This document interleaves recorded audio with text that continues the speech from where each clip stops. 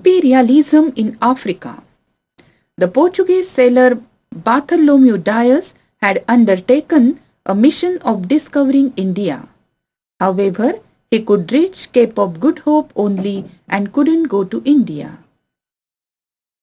Nevertheless, his sailing brought the African continent to the notice of European nations. Whatever contacts Europe had with Africa on account of its slave trade were limited to coastal regions. The interior Africa was thus unknown till the middle of the 19th century.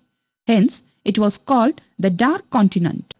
In the second half of the 19th century, the courageous European travelers Mungo Park, Captain Speke, Samuel Baker, David Livingstone and Stanley discovered the regions belonging to the basins of the Nile, the Niger, the Congo and the Zambezi rivers in Africa and brought them to the notice of the world. The book written by Stanley, an American journalist, created among the European people a kind of attraction towards Africa. The division of Africa and imperial expansion. The imperial expansion in the African continent by the European nations is supposed to be one of the significant events in the history of the world. The status of becoming the first colonizer in the African continent went to Belgium. The European nations held a conference at Berlin which agreed to a principle of effective possession. Accordingly, these are the different nations and their possessed parts. England, Niger River Basin of Africa, Cape Colony, Sudan, Uganda, Rhodesia, etc. Then Holland, Cape Colony, Natal, Orange Free State. France, Senegal Basin, Sahara Desert, Algeria, Madagascar Island. Germany, Southwest Africa, Cameroon and the East African regions. Spain, Red de Oro region, north of Morocco and some areas in Guinea coast. Portugal, Eastern region, Angola region and Mozambique.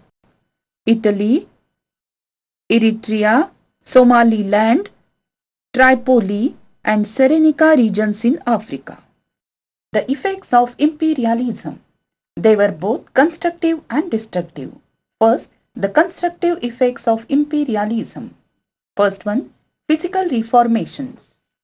For maintaining a control of the colonies, the European nations had to bring in some reformations such as making of roads, railway, post, telegraph, aeroplanes, etc. 2. Spread of education. The colonizers began to educate the local people for raising qualified manpower necessary in assisting administration. 3. Intellectual change. The people of the colonies got acquainted with the innovative ideas, technology, science and politics. 4. National integrity. The imperial nations brought the scattered regions and reigns under one banner and established one governing system. Consequently, there came into being national integrity. 5. Rise of new leadership. The newly educated middle class started to oppose the Western imperialism. Now, the destructive effects of imperialism. 1. Trade of slaves. The imperial nations began the ghastly practice of buying and selling slaves for getting laborers at cheaper prices. 2. Decline of values. The imperial nations adopted the policy of divide and rule, which witnessed a degradation of morality in the colonies due to enmity among the people. 3. Economic exploitation.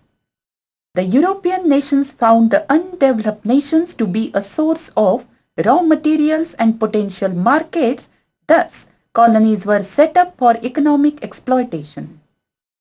4. Destruction of village autonomy.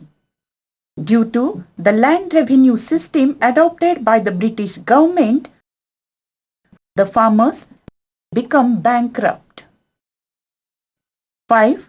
Suppression of underdeveloped nations. The imperial nations had the objective of developing themselves by ruling the colonies. 6. Armament race. The intensity of tension in the international politics grew rapidly into intense conflict like the First World War, which broke out in the year 1914.